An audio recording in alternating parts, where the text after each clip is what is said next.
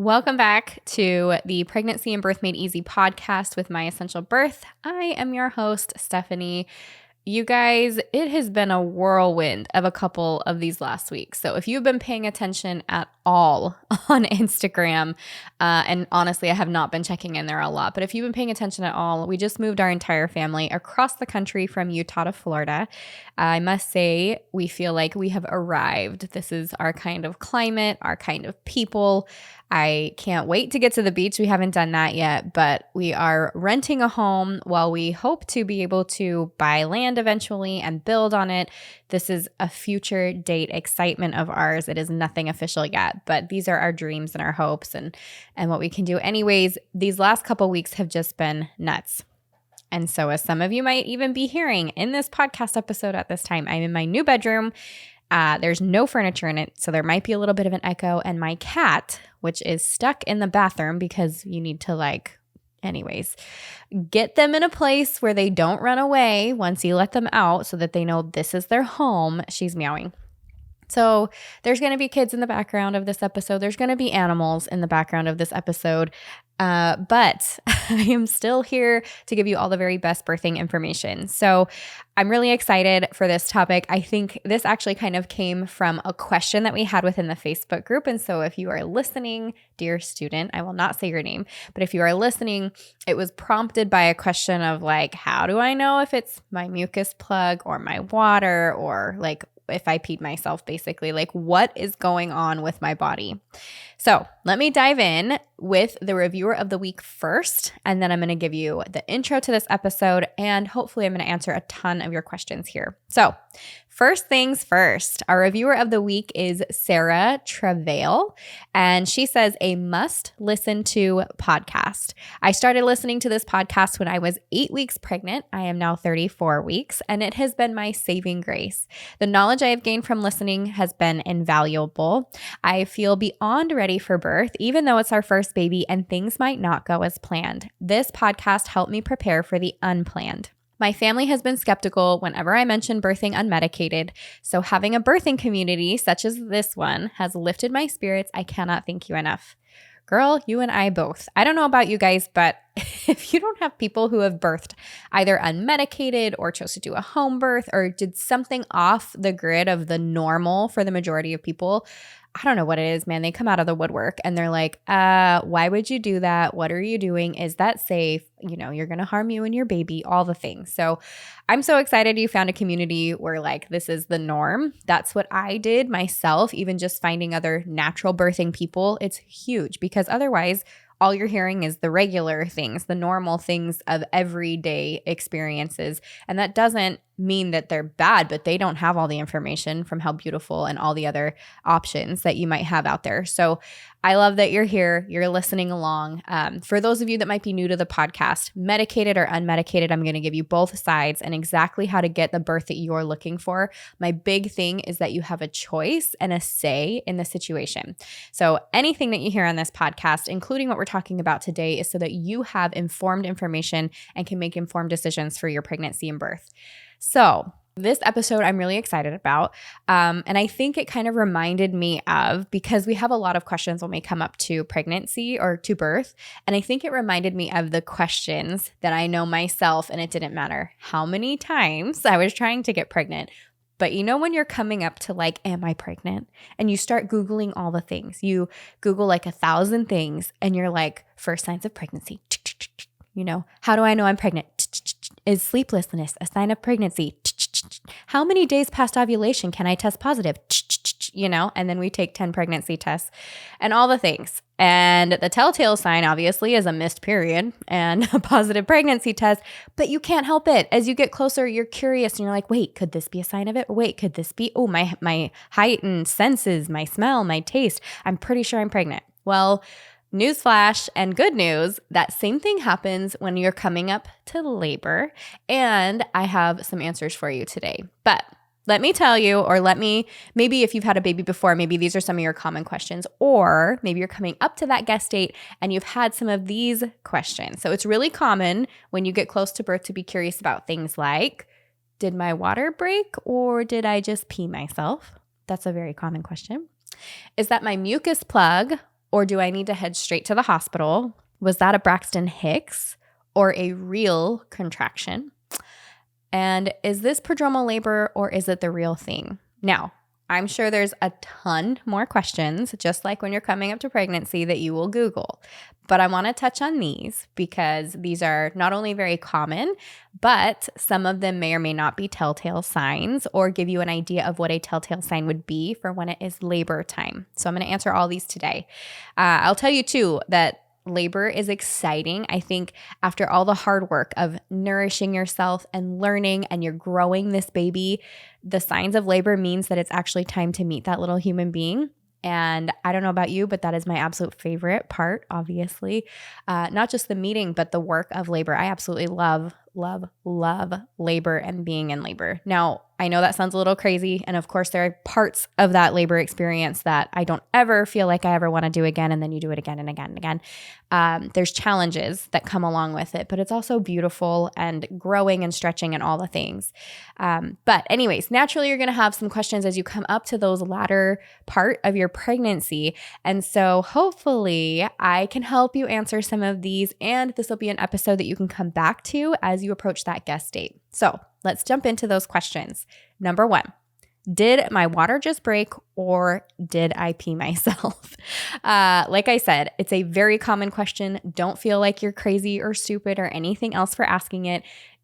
There's a lot going on down there. So later in our pregnancy, we naturally are going to produce more fluid. If you're like me, you do it early on all the way to the end. And I found myself wearing one of those kind of the always once daily pads. I think now if I were to do it, I might choose not to use that. I'd use like a fabric pad, something that's cotton, a little more gentle down there. But whatever you choose to use, it's really common to have a little extra leakage, and especially like not thick, really watery kind of cloudy fluid is really common. You just make more fluid down there. So yay, right? That's really normal. And then we've got the when I sneeze and I cough and I whatever, now I've got some extra leakage from the urine. So we've got extra fluid down there. And then 2, if you are drinking enough water, if you're drinking a lot of water during your pregnancy, which you should be, and most moms do, then your urine and that amniotic fluid can both be more clear and odorless. So that doesn't help in trying to determine, is this my water or did I just use the restroom? So here's some questions to ask yourself that I thought would be helpful when you're trying to determine these things. Number 1, is it a lot of fluid or just a trickle? If it's a lot of fluid, did it happen when you went to the bathroom? So were you already on the toilet? Were you emptying your bladder and then you think you felt something? Did it happen after? Number 3, did you hear or feel, or both together, a loud pop followed by a sudden gush of fluid? If it's just a trickle, you can put on a pad, and then I want you to ask yourself, does it slowly continue to fill the pad over time?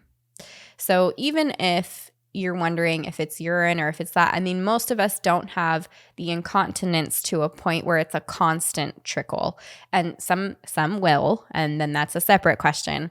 But if that's not you, if you have control over that bladder consistently, then putting a pad down there and seeing if it gets fuller and fuller over time will give you an idea too, even if it's just a trickle. And then, did contractions begin after you experienced the fluid leakage? Because that might be more on the side of telltale things that tell you you are actually having contractions. And I will give you a couple examples in just a second. But here is the when to call your provider or when to head into your birthplace. So, and this will follow throughout the episode. I'm not going to continue to repeat these. So if you need to, come back to this part of the episode and remind yourself. I think a lot of it is going to be a little common sense. You can always call your provider with any question, even if you're not sure, especially if you're not sure. Make sure that you have a provider you can reach out to, or even labor and delivery, should you be choosing to give birth in a hospital, a midwife, their assistant. You can always reach out for questions. So don't ever think this is a stupid, dumb, whatever question.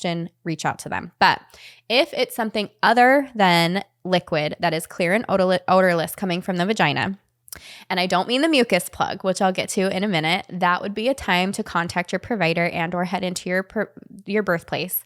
If it is green, yellow, sludgy leakage, that's definitely a time to head into your birthplace. Any foul smelling fluids, so remember we're talking clear and odorless, are like the ideas behind good fluid leakage from amniotic fluid. So if it's any foul smelling, any different than like a saltwater smell, that's something to head in. Any trickle of blood, and I'll talk about blood tinged mucus in just a moment, but if there is a trickle of blood or blood clots or any kind of vaginal bleeding, bright red blood, dark red blood, you head into your birthplace immediately. And then anything protruding from the vagina. Now, I guess obviously this would be the more common sense of things, but after you think your water is broken, or if you have no idea if your water is broken and you have a hand or a foot or an umbilical cord coming out from downstairs, head into your birthplace. Hopefully that's obvious. If it's an umbilical cord, you want to lean back, get off, make sure you're not in like a squatted or an upright position. You want to give that umbilical cord the place that it needs to be able to bring fluid and oxygen and blood and all those things. So now that we've covered those things, I am going to share 2 stories really quick that are my own. And this is involving leakage. So first baby, I woke up in the middle of the night and I had woken up, it was more than usual. It was 3 days before my due date. Or actually, I think it was 5 days before my due date. Anyways, and I had to use the restroom and I kept having to use the restroom. And I'm like, geez, I have to go to the bathroom so much right now. And every time I would sit up in the bed, I would feel like a little trickle. And I thought, oh my gosh, like I am peeing myself possibly. And so, but I had to go to the bathroom each time too. So I'm like, wow, this baby's really on my bladder tonight. I don't know what the deal is. Wear a pad, change the pad. Not a big deal. Well, after like the 6th time, my husband said, have you felt your stomach at all? And reaches over and grabbed my stomach and it was super hard. And I was like, oh, no, I haven't. But I feel like it gets hard. And then I feel that little trickle and then I have to pee. And so that was my story with my first baby. Now, what happened with me was it was a very little trickle. It's likely that it was higher up on my amniotic sac. So it wasn't super down low. So that trickle didn't turn into a burst or anything like that. And so I kept having these like up and down interactions. And then when I called the hospital, because I was giving birth at a hospital with my first baby, they said, oh, yes, you need to come in. We'll test the amniotic fluid and see if it is true amniotic fluid or not. But I also knew once I went into the hospital, I was going to have to stay. So I delayed a little bit because they asked me to time contractions. They were like 10 minutes apart if I was sitting down and really focused on feeling my stomach. I was like, yeah, they're like 10 minutes apart, but I wasn't feeling like anything. So I'm like, I'm going to shave my legs. That is my big plan right now. I'm going to paint my toenails. I'm going to tell my husband so that he can come home from work, whatever. And anyways, so there was that whole thing. And then I went in. And sure enough, after a couple hours, they were like, you know, what took you so long to come in? And I explained that I had to get ready for the day. But once I was there and they tested it and said, oh, it is amniotic fluid, then of course I had to stay. And that's what started my whole interaction with the providers and hospital and everything that led to my personal cesarean birth. So had I known better and done things a little different, if I had been educated and I knew my options later on for myself, I would have chosen to stay at home. I would have gone to Target. I would have put a pad on. I would have gone out to eat. I would have gone about my day normally. I was not having any contractions that were even remotely catching my attention. So there was definitely some time to go. And that's really exactly what happened in the birth space. With the not knowing which kind of freedom of movements I needed and such, it just kind of cascaded from there. So that is my story with my first baby. Now, with my second baby, I don't remember having any trickling. I don't remember when my water broke. Maybe they broke. I really don't remember. But with my third baby, and this is my baby that I had at home. So I had a midwife, I had a doula, I was past my due date, and I went to the bathroom and I urinated, no big deal. But when I went to reach back to wipe, so I went to turn around my body to wipe after I went to the bathroom, I had this big like gush of water. And I was like, wait, I'm like, what was that? And so, of course, I text my doula and I'm like, hey, I actually don't know if this was my water at all. I didn't hear a pop. There wasn't this like big old gush of things. But when I twisted, for sure, there was a ton of water that just came out. And I'm like, so just a heads up, that might have been my water. Kind of same text to my midwife. It turns out it was not my water. That baby was born in the call. So my best guess is I finished peeing and squeezed and pushed my body and stomach and baby into my bladder in a way that just squirted out the rest. So anyways, those are my awkward, funny, whatever stories. But as a doula, I've definitely been there when mom is in labor and you hear this audible pop. Mom feels it. There's a gush everywhere. Like you're all gonna go home and wash all your clothing and shoes. Like there's definitely that kind of whatever. The trickle is really common too though. And not understanding if it's urine or a trickle is also common. So all of that to say, as long as you don't have any of those emergent things and you've had that conversation with your provider about when you're going to come in, if your water does break before the onset of contractions, or if it breaks and you have contractions about laboring at home, then it is okay to stay at home and do your thing. Number 2, is that my mucus plug or do I need to head straight to the hospital? This is one of those things. Let me tell you a little bit about the mucus plug. So your mucus plug is, you lose it because your cervix is dilating.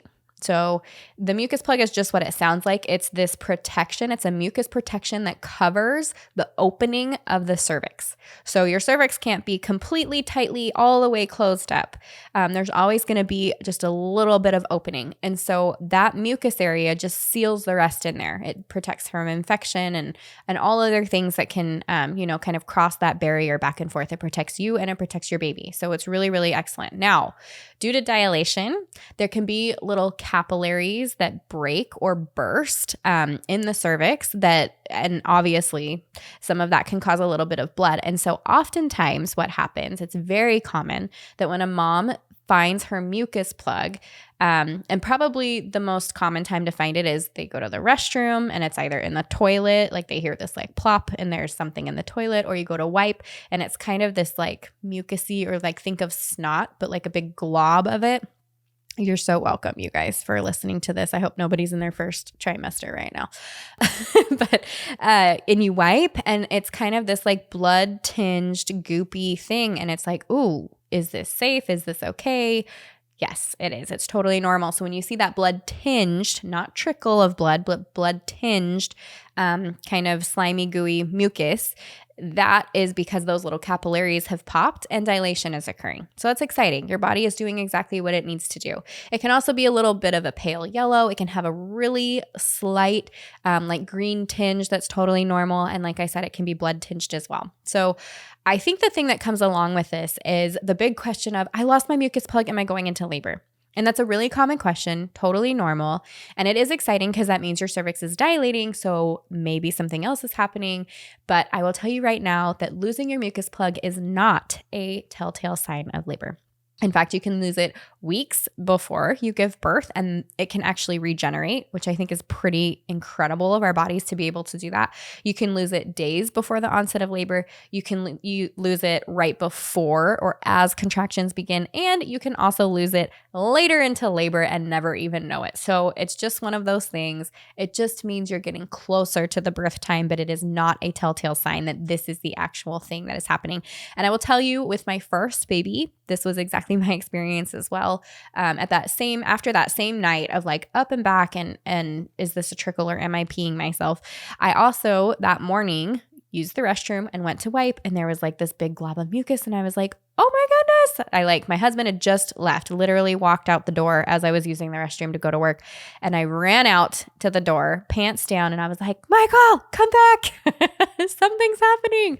And I didn't know any better. Maybe they talked about this in the hospital birth classes. I certainly didn't remember, but I was like, I think something's happening. I might go into labor. And truly, between the two, like there's this trickle of water and there's a mucus plug happening, my body was doing things. How soon were those contractions going to be in? I don't know, because it took all day of me getting ready and they still weren't there. But mucus plug is a really common thing to lose. I don't remember truly with my next two if I saw it at all. But anyways, just know it's very, very normal. Losing a mucus plug does not mean that your water has broken or that it will break anytime soon. It is simply a protection for the opening of the cervix. So there you go. And then kind of the like, when do I call my provider? It's all those same things listed above. So the trickle of blood and all the other information that I gave you at the beginning. Number 3, was that Braxton Hicks or are these real contractions? This is another one that's really common, and I'm going to go into the prodromal labor in just a minute because those things all get mixed and meshed together when we're wondering what kind of contractions we're experiencing. So Braxton Hicks contractions are practice contractions that moms generally begin to feel probably during their second or third trimester. First time moms, you might not feel them at all or know what you're feeling. And if you do, it might be really close to the actual birth date, which is why this gets confused with, are these real contractions? I know that was the case for me. And then with my second and third babies, I felt them earlier and earlier. And I knew I was having Braxton Hicks just the whole pregnancy. But they don't hurt. They're a tightening of the abdominal area. They're a tightening of the uterus. It's like I said, those practice contractions. And so you feel this tightening. For me, sometimes they would even take my breath away where I'm like, oof, I can tell like I can't breathe as well for a moment. Take a couple of breaths and it goes away. But there's no pain involved, discomfort, irritation, anything like that. It's really common that they happen during some kind of activity. So if you're walking around a grocery store or going on a walk with your birth partner, if you are having intercourse, if you're vacuuming, that's when mine would come on a ton anytime I vacuumed. I mean, but that's at the same time. They can come on when you are relaxed in the bath or you're watching TV. So it's really common for them to come on when you are doing some kind of active activity. But it is not uncommon for them to come on while you were just chilling. Now, real labor contractions, they begin with similar tightening where all of a sudden you kind of feel something tight, but they will almost always become longer, stronger, and closer together. The intensity for sure will change, but there are those rare occasions where longer, stronger, closer together doesn't necessarily exist. Like mine, for example, with my third baby, it was so weird. And I think it's exactly at the same time what my body needed and what my body was created to do in that moment, like exactly what I needed. But my contractions, I don't believe were ever closer than 6 minutes apart, including during pushing, including before transition or during transition. They just never got any closer than about 6 minutes apart. The intensity changed for sure, but the duration and the distance didn't necessarily, it wasn't common for what I teach, that like longer, stronger, closer together, which, 90% of you are going to experience. But just know that the intensity for sure will change and will be there.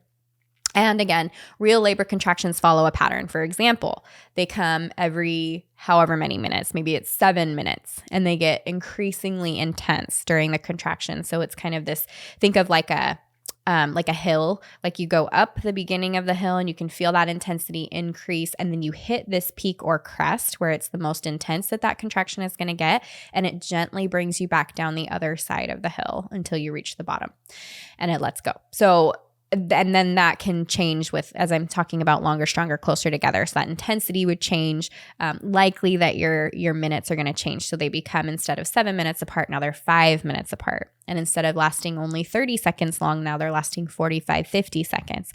And when we're in really active labor, you don't have to guess if these are Braxton Hicks or not, because they are really strong. They're really close together. They last for at least a minute. It's commanding kind of all of your attention. So that's how you know for sure. But earlier on, like those Braxton Hicks, for example, can come at random intervals. So it can be like, that one was 7 minutes. This one was 3 minutes. That one was 2. I barely felt this one. I haven't had one for 30 minutes and now I have another one. That's more common of a Braxton Hicks. Some of that can be positional, and that's conversation for a different podcast topic on posterior babies or baby positioning in general. But if you're really not feeling too much intensity with them, you don't have pain, you don't have this like wrapping around sensation from the back to the front, then that is probably a Braxton Hicks. And just like I had just said, it's really common for labor contractions to start lower in the abdomen or kind of like lower back cramps. And then they begin wrapping around from the back to the front. That is how I know, for example, as a doula, when I'm texting with my moms who are like, I'm trying to figure out if I'm in labor and what about this and what about this? And I'm like, well, explain your contractions to me. And then I give them a call and I want to hear them. We're just having a conversation, but I'm listening to how are they sounding during that conversation? Is the contraction taking their breath away? Are they having to stop the conversation with me to really focus? Or is it they're not stopping that conversation, but they're really having a hard time with it? And then when they start describing, it's changed from just kind of cramps down low to it's wrapping around to the front, I'm like, boom, you are in early labor. That's awesome. So those are some things to know. But eventually, like I said, they're going to command your attention and it will end with a baby. So if you can't really figure it out, at some point you will. Again, I'll get into prodromal labor in a second. Here are some questions to ask yourself though. Number one, am I able to sleep through the contractions? Because if you are, whether they are real or Braxton Hicks, and it is your normal natural time that you should be sleeping at night in your bed, you should absolutely be doing that. Same with if you're like, I take a nap in the afternoons because I'm pregnant and I'm tired. Don't get up and start moving around and get excited, which I know easier said than done. But if you can, at least lay down, rest, close your eyes. If you can fall asleep during them, then it's either really, really early labor or Braxton Hicks. Then ask yourself, do they increase in frequency and duration, especially when I change my activity, including when I rest? So have you tried things like drinking water because dehydration can cause contractions? Have you tried eating, napping, taking a shower, taking a walk, going to Target, or whatever your favorite place to walk around in labor might be? Taking a bath, taking a shower, laying down, does it still not change what's happening? So in other words, if you're doing those things, does it change the duration? Do they start to space out? Do they feel less intense? Or do they continue to get longer, stronger, closer together? Because that's a telltale sign of this being actual labor. And then how much am I needing to focus and breathe to get through a contraction, if at all? So real contractions, eventually you're going to have to take a moment, close your eyes, or focus on something, nice deep breaths, breathing into your abdomen to find some relief from what you are feeling, whether you want to call that pain or intensity or discomfort or what have you. And so if you are not doing those things, then perhaps it is just a Braxton Hicks. Funny story, which I tell you guys a little too much, I think, about my personal experiences, but there is no such thing as TMI on this podcast because I just want you guys to feel normal with where you're at. I remember later in my pregnancy and I was working and the girls in the office had started going on walks. And so we were doing our lunchtime walk or whatever. And I'm like, oh my gosh, like something really intense is happening. And the lady that was there with me, she had had children before. She was a little older. She was like, are you okay? Like, are you having contractions? Or I'm like, I don't know what is happening right now. And it felt really intense and it kind of wasn't letting go. And we were walking and I'm like having some lower pains. And I'm like, something feels weird. I just want to get back to the office. Got back to the office, used the restroom. Turns out I just had to poop. So if you ever experience anything like that, it's normal. Sometimes you just need to have a bowel movement. You're welcome. Okay, how do you know if and when it is time to contact your provider or head to your birthplace? So based on contractions alone, we're looking for 311 or 411. And what this means is contractions that are 3 minutes apart. So if you're timing contractions, you start the timer at the start of a contraction, and then you count that time from the start of one contraction to the start of the other. That means they are 3 minutes apart from the start of one to the start of the next. They are lasting for at least a minute long. So it's not a 30-second contraction. You are having to breathe through and focus on and work through a 1 minute long, at a minimum, contraction for at least an hour. So it's doing this pattern for at least an hour, 3 minutes apart, lasting for a full minute for at least an hour. Now, if you are a first-time mom, that's a really great one to go off of. If you are a second, third, fourth, fifth-time mom, maybe you're going to go off of 411, depending on when you want to get to your birthplace. And that can be the same for a not first-time mom, which I'll talk about in a moment. But once you've done this prior, chances are things can move a little bit quicker with the next subsequent pregnancies and labors. So 411 would be 4 minutes apart, lasting for a minute for at least an hour. Now, depending on how you choose to give birth, that duration and little setup might be completely different for you. For example, if you're a mom that wants to utilize an epidural a little earlier on in your labor game, then waiting till 311 or 411 might not be really comfortable for you, and you may have wished that you would have had that epidural a little bit earlier. Also, if it's a 10-minute drive to your hospital versus an hour drive to your hospital, that's going to look a little bit different for you. If you are GBS positive and you choose to have the antibiotics and you want to have them that the 4 hours prior and get that second dose, that is an option for you. So there's going to be different things that tell you when to go, what to do, all of that. So depending on how you choose to give birth, those durations and all of that are going to look a little bit different. So it's really about knowing what you want to do for your pregnancy, for your birth experience, and then moving forward with that. But if you are trying to stay home a little bit longer and wait until you're a little bit closer to giving birth for when you get to the hospital to maybe avoid intervention or just avoid extra time at the hospital so that you're more comfortable, then those are the guidelines that we go off of. Okay, number 4. Is this prodromal labor or the real thing? Prodromal labor it can be really tough for a lot of moms. I've experienced it myself with 2 of my pregnancies. It was not fun.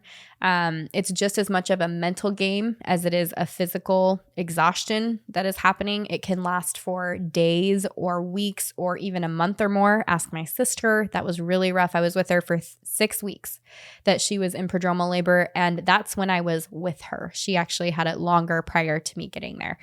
Prodromal labor is real, true contractions. These are contractions that they're wrapping around back to front. They're causing dilation. They are doing all kinds of things that need to happen for that baby to be born, but it doesn't end with a baby being born.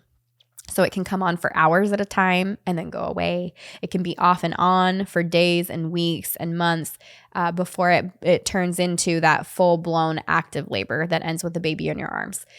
Now, I said it's physically exhausting and it can leave mom really tired. That's completely real. It's true. You need to be aware of that. I think it's important to say it out loud so that if and when it happens, you don't feel crazy or like you're weak or you weren't able to complete the task in the way that you wanted to, or that you shouldn't be feeling just so crazy about what your body is doing. All of that is very normal. Because you're having contractions that just keep going, because they're keeping you up during night, it's even more taxing. You're like, I'm running on a little bit of sleep. I have all of this work that my body is doing. I can't get in the right mental space. That's the other side of it. It's mentally exhausting. And it's this constant, like, is this the real thing? Is this going to be labor? And, days or weeks of that it's really taxing. So here's some questions to ask yourself. Am I able to sleep through the contractions? And hope, like, if your body gives you a break or these things space out maybe at night or maybe during the day enough that you can get an hour, 2, 3 hours of sleep, then it's probably not the real thing quite yet, even if your body is working up to it. Does anything I do to increase contractions, such as clary sage oil or red raspberry leaf tea or walking or curb walking, maybe pressure points or intercourse, does anything like that cause them to become longer, stronger, and closer together? Or does it increase the contractions, the intensity, the closeness of them when you're doing these activities, and then they get sporadic or spaced back out when you're done? Have I done any positional work that makes contractions better or worse for me? And I'll get into why I'm asking that question in a second, but have you done any positional work that makes them any better or any worse for you? And the last question, do I have proper support as I work through this difficult time? So I'm just going to tell everybody that's listening right now, make sure you have good support from your birth team. Set that up prior to getting close to the end of your labor. It is not just for labor. It is for when we come up against things like this or big decisions that we weren't expecting. Like all of a sudden, 38 weeks, I have gestational diabetes and I've got to change up my birth plan a little bit. Or I have preeclampsia or something else pops up that is going to make this a little different than the birth I have planned. Do I have proper support for that? I think that's a great question for every mom to ask. Now, here's what you can do. I think that prodromal labor is something that needs to be considered as is something that we need to be active about. However, I don't want you to feel bad if you do all the things and you still have prodromal labor and you don't have any control over it and it just ends up being what it is. But I want to give you the opportunity and the options to do what you can do to see if you can kind of click things into place, because a lot of times it ends up being a positional thing with baby. And that just means that just imagine fitting a key into a keyhole. If it's upside down or it's tilted a little or it goes at a weird angle, it's not going to fit in there and be able to turn. And it's the same with your baby. It's probably not the best analogy, but that's the analogy I'm going to use right now. Fitting into that pelvis. They have this perfect position that's going to work so good for them. And sometimes they find themselves in a position that's a little too high or a little too twisted or a little to the left or to the right, that is just not quite right. And it's triggering things to tell mom, hey, contraction time, something's going on down there. Let's try and push this baby a little bit lower. But that baby is not in a proper position to be able to do that. So then we get these awkward sporadic contractions that come and go that leave us tired and mentally exhausted, called prodromal labor. So here's what you can do. Step 1 is preventative. This is what every mom listening right now that is not in labor can do starting from day 1 to the day you're going to give birth. 3 exercises. I'm going to put the download in here. If you haven't heard me talk about these before, they are positional exercises, but they're also for comfort, general comfort. They're strengthening, they're toning in all the right ways. They're just simple 3 exercises. I don't want to make that sound like a workout by any means. It's not. It is very specific for preparing your body for labor and birth. But one of them specifically being that forward leaning inversion. That forward leaning inversion is to allow some ligaments to stretch and things, but it's also to get baby up and out of the birth canal just enough. It's not something that'll flip a baby breech or anything like that, but it gets them out of the birth canal just enough to give them a little bit of space to readjust their head and their body. So those 3 exercises are going to be huge. You can start doing those now. Good body mechanics. If you can, don't be sitting in a chair. Don't be sitting at a desk in a regular chair. When you are sitting on the couch watching TV, don't be leaned back, just relaxed back. I want you to think of things that are going to keep your pelvis and your spine in this great alignment. And so one of the best things that you can do if you're watching TV or you're sitting at a desk or whatever, and I'm not telling you don't chill, don't relax or anything like that. And it's just good advice. Take what you like, leave the rest. But use a birth ball or an exercise ball, because it's going to force you to engage your core. It's going to force you to be in a better position. It should be the right height so that your knees are the same height with the top of your thighs. I know that's an issue for me because I am tiny. So your desk might have to be lower. Your ball might have to be smaller. But do what you can to use good body mechanics. Same thing when you are getting in and out of a car, getting in and out of bed, move your legs together before you make the movement, that kind of stuff. And then you can add things like yoga or other stretching poses, breathing, that kind of stuff. So step 1 is preventative. Step 2 is going to be during what is happening if you are having prodromal labor. That's going to be things like the side lying release, which of course we have that within the birth course. If you guys haven't checked out the birth course, just go check it out. It's myessentialbirth.com.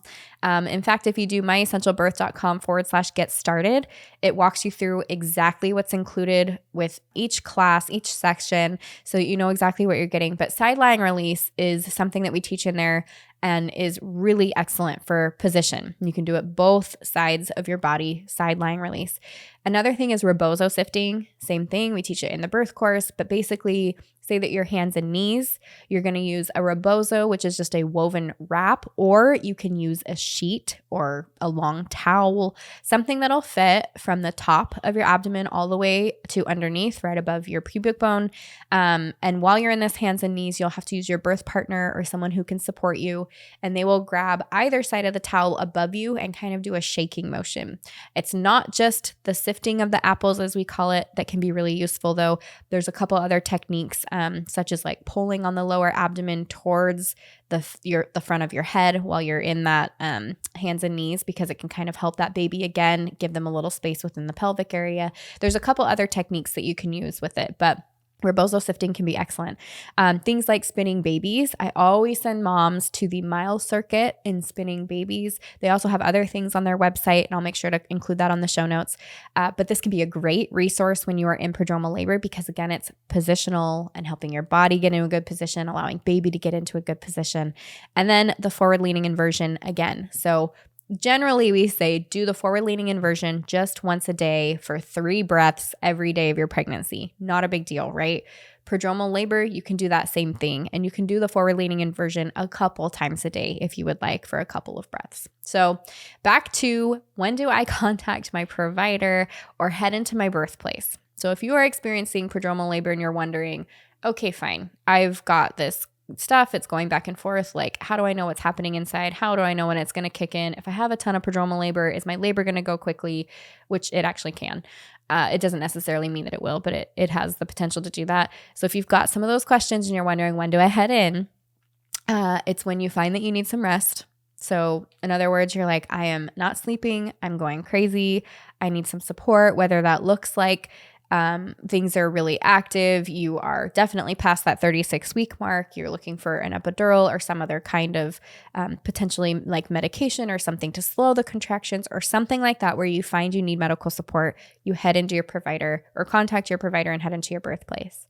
If you're concerned at all about you or your baby, whether that's movement or your exhaustion or anything, and you just want to get things checked out, or you want to get things checked out and you're looking for support, contact your provider, head into your birthplace. And overall, when you need some support, that's what that birth team is there for. So if any of that is, if you're experiencing any of that, and then obviously all of those like emergent things that I talked about at the beginning of the episode, any trickle of blood, things coming out of the vagina, any foul smelling, whatever, all of that's going to go along with that for the prodromal labor. I think overall, like I said, I think labor is the most exciting time of the entire pregnancy process. It's my very favorite. It's when I get most excited to be a part of that whole process. And I think it's because I have work to do and I love working with my body and working with my baby. And in my case, I truly believe I'm working with my creator to bring these babies earthside and into my family, into my home. And I've had really neat spiritual and physical and mental experiences during labor that I for sure have not been able to experience anywhere else. And so there is something beautiful and magical and wonderful that comes with labor. And along with that, there's the challenging and the stretching and the everything in between. And so I want you to know, as I'm, giving you all this information and stuff, that it's okay. I hope what you're getting from this, from this whole episode, like it's okay to have questions. It's okay to have questions that you don't have the answers to. It's okay to have questions that might seem dumb if you were to ask somebody about them. Like there's no wrong questions, bad questions, shameful questions. I hope I shared enough with you to show a little bit of some shameful things that hopefully are not shameful. But it's okay to have all the questions and to feel all the feelings. And I just want to tell you guys too, I hope I'm relatable enough that when you listen to me, you realize I am just another mom that is trying to help other moms do their thing. And so if you do have questions, you have things you want me to cover, or you're like, hey, this is kind of embarrassing, but I promise you there's no such thing as too embarrassing. You can DM me on Instagram, or you can shoot me an email at hello@myessentialbirth.com. I'm here for you. I'm rooting for you. I hope at some point you do join me in the birth course, that you do download the 3 free exercises, if nothing else. And I look forward to connecting with you soon.